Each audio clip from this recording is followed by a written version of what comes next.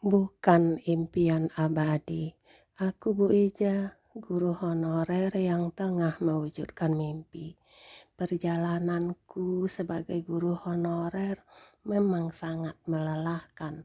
Berjuang dengan menulis naskah yang awalnya beberapa kali ditolak penerbit, akhirnya tahun 2011 diterbitkan oleh penerbit Gramata.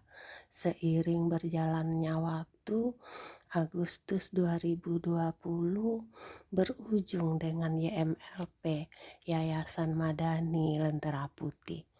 Hampir 40 tahun menjadi guru, terkadang raga sudah meminta untuk istirahat, tapi perjalanan harus diteruskan karena masih banyak persoalan yang terjadi di dunia pendidikan. Di Jakarta ini saja sebagai ibu kota negara masih ada gaji guru yang ratusan ribu. Masih ada guru yang sudah menua di sekolah tapi tidak punya rumah. Masih banyak anak-anak yang mendapatkan pendidikan seadanya di sekolah swasta kecil, apalagi di pelosok-pelosok daerah yang terpencil. Berharap pada pemerintah untuk menyelesaikan persoalan pendidikan masih jauh dari harapan. Akhirnya aku berpikir sebaliknya, gurulah yang harus membantu pemerintah untuk menyelesaikan semua persoalan pendidikan. Karena guru itu kaum intelektual semua. Bila guru membangun kesadaran bersama dengan gerakan Rp1.000 setiap bulan, dapat mensejahterakan semua guru, dapat mengantarkan bangsa ini ke tingkat kemiskinan 0%. Tentu harus muncul tokoh yang mau menggerakkannya. Pesan inilah yang aku sampaikan dengan menulis dalam novel Lentera Putih.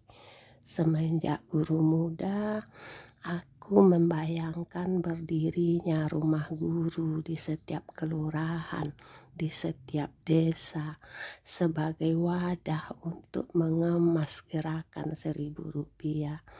Wadah untuk menghidupkan kembali gagasan Muhammad Hatta, budaya gotong royong dengan gerakan Rp1.000 untuk membantu sesama, bersedekah Rp1.000 setiap bulan pada rumah guru untuk membangun ekonomi di akar rumput tidaklah merupakan beban yang berat.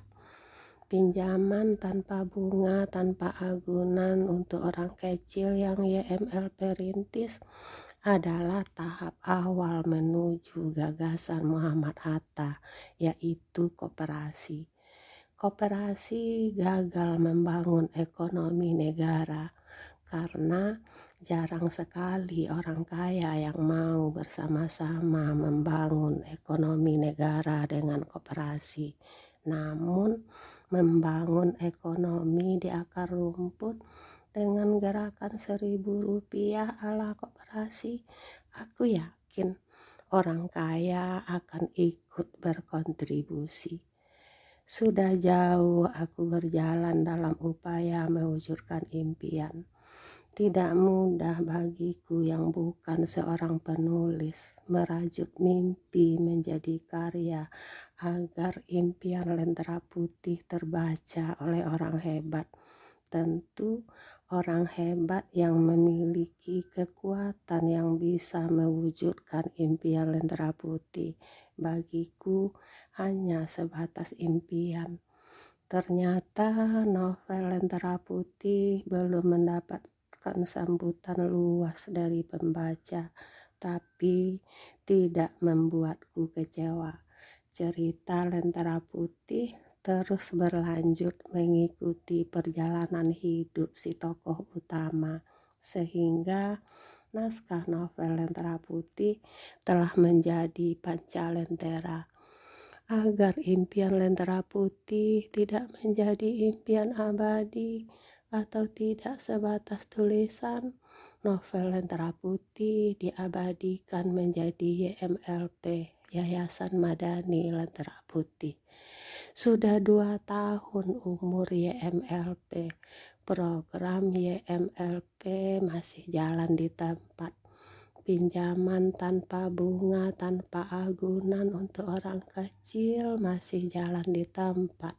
Kenyataannya memang sangat sulit menimbulkan kesadaran akan arti kejujuran dan tanggung jawab. Namun, aku akan selalu berusaha untuk memberikan pembelajaran akan arti kejujuran dan tanggung jawab dari lapis bawah. 1.000 eksemplar novel Lentera Putih yang dicetak kembali oleh YMLP yang hasil penjualannya untuk menghidupkan yayasan masih sepi pembeli. Namun, aku tidak akan berhenti menawarkan novel Lentera Putih pada orang yang sepemikiran dengan cita-cita Lentera Putih. Aku yakin masih banyak orang yang berkenan membeli novel Lentera Putih karena aku menjual karya untuk mewujudkan mimpi, bukan untuk keperluan diri sendiri.